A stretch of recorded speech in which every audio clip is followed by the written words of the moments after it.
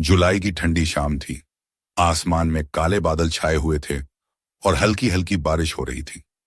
राहुल अपनी बाइक से शहर के बाहर बने पुराने रिसोर्ट की तरफ जा रहा था। वह एक फोटोग्राफर था और उसे वहां एक प्रोजेक्ट के लिए तस्वीरें खींचनी थी।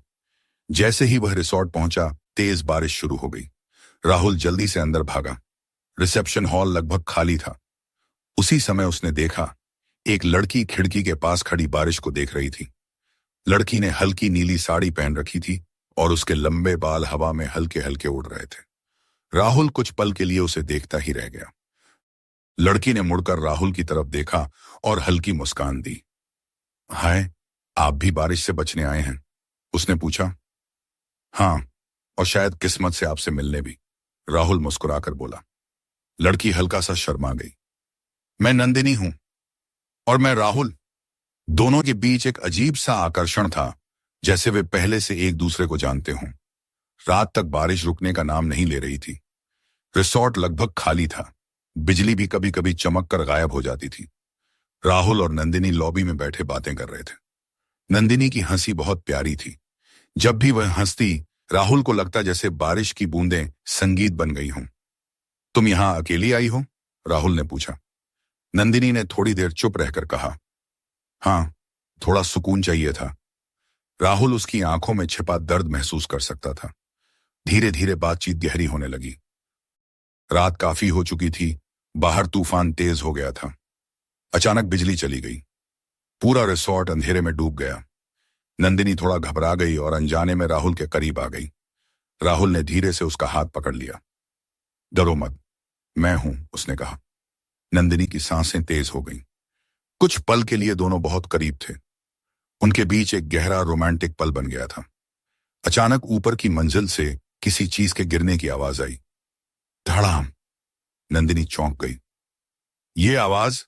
उसने डरते हुए पूछा। राहुल ने टॉर्च निकाली। शायद कोई और भी यहां है, उसने कहा। दोनों धीरे धीरे सीढ़ियों की तरफ बढ़े। ऊपर का कॉरिडोर बिल्कुल सुनसान था। दीवारों पर लगी लाइटें टिमटिमा रही थीं। जैसे ही वे आगे बढ़े, एक दरवाजा अपने आप धीरे धीरे खुल गया। नंदिनी का हाथ राहुल की बांह पकड़ चुका था। अंदर कमरा खाली था, लेकिन फर्श पर कुछ पड़ा था। राहुल ने टॉर्च उस पर डाली। वह एक मोबाइल फोन था और उस पर खून लगा हुआ था। नंदिनी की चीख निकल गई। राहुल ने फोन उठाया। स्क्रीन अभी भी चालू थी। उसमें एक वीडियो चल रहा था। वीडियो में वही रिसोर्ट दिख रहा था और उसमें दो आदमी किसी तीसरे आदमी को मारते हुए दिखाई दे रहे थे। नंदिनी डर गई। ये तो मर्डर है। तभी पीछे से आवाज आई। हाँ, और अब तुम दोनों ने ये देख भी लिया है। राहुल और नंदिनी ने मुड़कर देखा। दरवाजे पर दो आदमी खड़े थे। उनके हाथों में बंदूक थी। एक आदमी हंसते हुए बोला, गलती से गलत जगह आ गए तुम लोग। राहुल ने धीरे से नंदिनी का हाथ पकड़ा। भागने के लिए तैयार रहो, उसने फुसफुसाया। अचानक राहुल ने पास पड़ी कुर्सी उठाकर बदमाश की तरफ फेंक दी। कमरे में अफरा तफरी मच गई। राहुल ने नंदिनी का हाथ पकड़कर दौड़ लगा दी। दोनों कॉरिडोर से होते हुए सीढ़ियों की तरफ भागे। पीछे से गोलियों की आवाज आ रही थी। बारिश अभी भी तेज हो रही थी।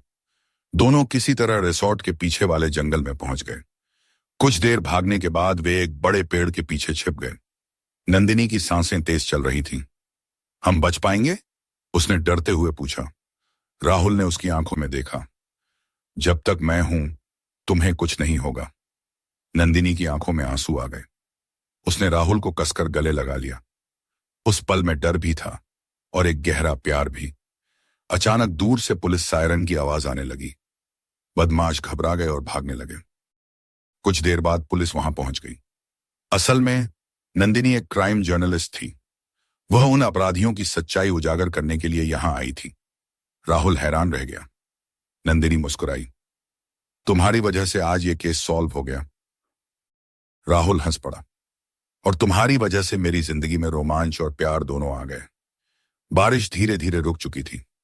सुबह की पहली किरणें आसमान में फैल रही थीं। नंदिनी ने राहुल का हाथ पकड़ लिया। दोनों मुस्कुराते हुए नई सुबह की तरफ चल पड़े।